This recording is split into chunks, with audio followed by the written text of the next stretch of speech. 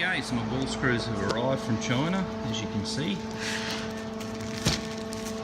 Wrapped quite well, actually. Very surprised.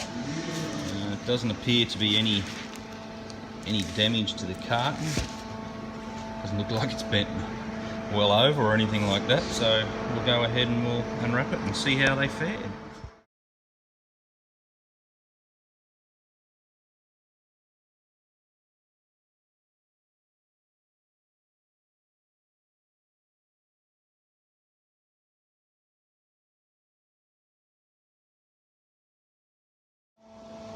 So there we have it, two 25mm ball screws, double preloaded nuts, anti-backlash, apparently, I'm yet to prove that.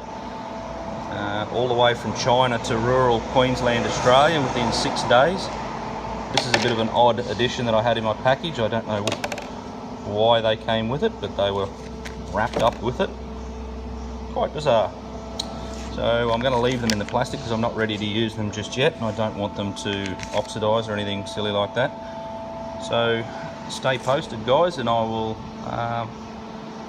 keep you posted with my conversion on my mill.